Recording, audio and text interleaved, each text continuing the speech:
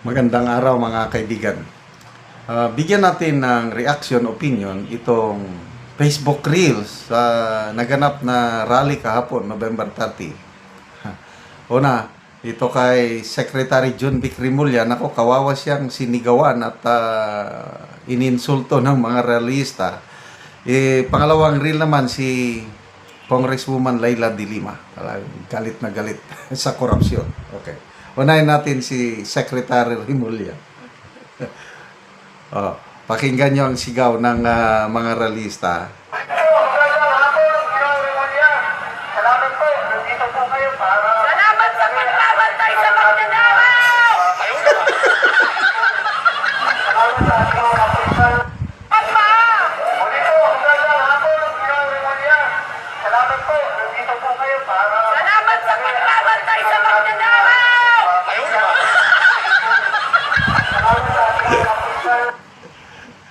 Salamat sa pagbantay sa mga magnanakaw. Talagang pagganon siya. May nabasa akong post na sino bang nag-post? Parang superhero si Rimulya. Hindi nagpapalit ng damit. Kasi yung damit niya ngayon, yung nakaganon siya doon sa ibabaw ng fire truck ata yun. Ganon na naman ang damit niya noong September 21. At nang dahil sa forma na yan, parang tapang nakaganon. Kaya hinamon siya ni General Orlando De Leon. Tapang nyo, Secretary, pwede ba pumunta kayo dito sa Bicol? Maghunting tayo ng mga makabayad o makabayan mga nanggugulo sa atin ng mga makakaliwa. Punta tayo sa bundok dahil matapang ka, tayong dalawa lang, kakagat ka ba sa hamon ko? Tapang. Basa lang ako sa mga comments, ha.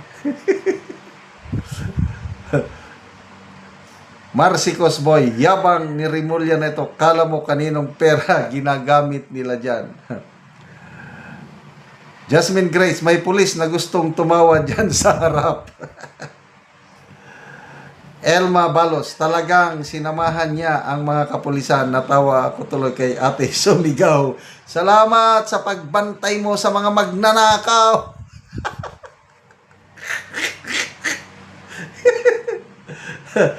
Marvin Villamor, pag rally handang-handa. Pag bagyo, ipunin ang baha. Ang daming dineploy. Grabe. I think 16,000 policemen ang dineploy nila. Ang nagrally, lahat-lahat na 7,000.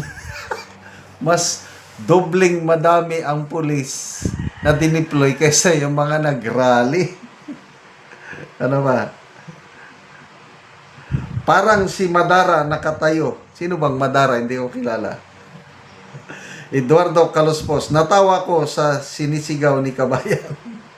Nakakahiya ang sigaw. Lynn Nalda, bale 20 times ko pinanood.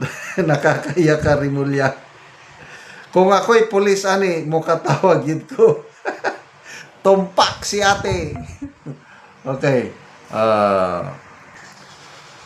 Okay, ito naman. Ang interview kay Congresswoman Leila de Lima. Galit na galit talaga sa korupsyon. Okay. Sana po ay mangyari. Yan. Para sumama sa ating mga kabayan na talagang nananawagan, malakas na malakas ang kanilang panawagan ngayon, mas malakas pa kaysa nung September 21. Bilisan na ang mga pag-iimbestiga, palakasin ang mga ebidensya, kasuhan yung mga dapat kasuhan, ipakulong yung mga dapat ipakulong. Na walang mga pinipili kung saan dinadala ng ebidensya, yun ang mga ipakulong. Walang dapat pinipili. Kailangan palakasin pa ng intensify the call for accountability. Yun ang pinakasolusyon natin ngayon.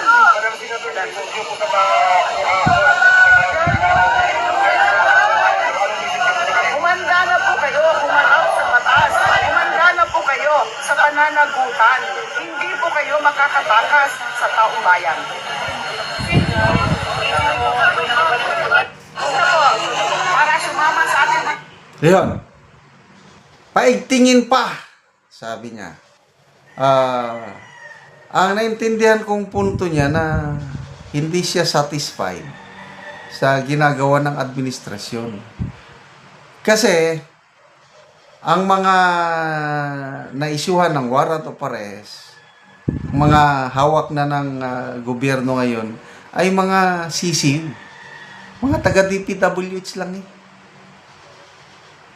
Hindi naman sila ang utak ng taga-DPWH. Alam naman natin ang utak, di ba? Oh, si Saldico. Okay. Good. At may warrant of arrest na si Saldico. Pinapakancel ng passport. Kaya ang tanong, siya lang ba? Oh, di ba? Ay, may kasamahan sa taas. Yung mga kapwa niya kongresista na nakinabang.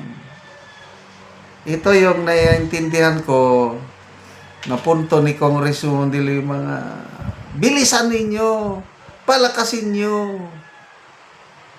Dapat walang selective. Lumalabas, parang selective. Yun ang impression ng nakakarami. Selective, pinipili lang. Si Saldico lang ang sinampilan. Ang iba, yung mga mambabatas, wag na. So, happy ba kayo? Ilan bang nakakulong? I think 7 or 9. After that, wala nang report ang Pangulo. Very proud siya. Magre-report ako sa inyo, kababayan, sa mga naisyuhan ng warrant of arrest. 6 ang voluntary na nag-surrender. 1 ang nahuli. 2 ang nagko-communicate na magsusurrender. Yun lang.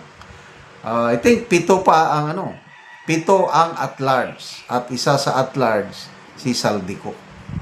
Ang pinakamalaking isda sa mga naisyuhan ng warrant of arrest, si Saldico. Kailan? Nasaan siya? Paano natin siya mapapanagot? Mabuting maikulong siya. Kailan bakit siya lang? Diba? So, balik tayo sa sigaw. Salamat, Secretary Rimulya, sa pagbabantay mo sa mga magnanakaw. Grabe. Salamat mga kaibigan sa inyong pagsubaybay sa ating channel. Nakakatulong kayo ng maigi sa tribong Talandig ng Bukidnon dahil ang income natin sa channel na ito pantulong po sa tribo. Namimigay tayo ng mga libreng yero at pako para makapagpatayo sila ng mas maayos na tahanan. Panoorin nyo ang video na ito. Ug karon mao ni ang matagaan og yero. Salamat kayo sa paghatag sa sin. So muna ni ang atop nga nata na gyud kung maulan, so maulanan na gyud siya.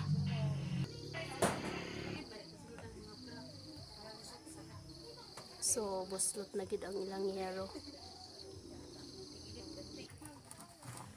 So mag-atop na siya karon kay natagaan siya gyero.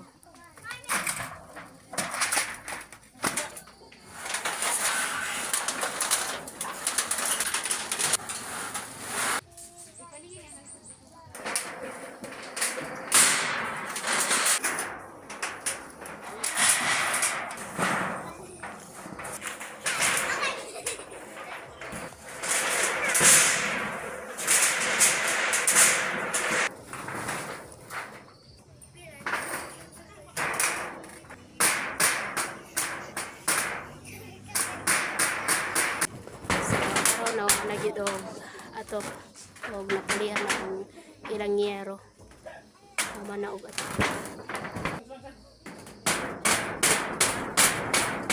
So nindot gyud kayo kay napulihan na ang gatuluan. So karon te unsay imong masulti nga natagaan kag yero og human na gyud og atop ang imong balay nga. Daghang salamat una-una sa tanan sa Ginoo ug sa nagtan-aw sa video. Og labi na sa nag-sponsor. Kay kani akong balay 5 years na aya pagid ni napulian og yero. So na kay anak te.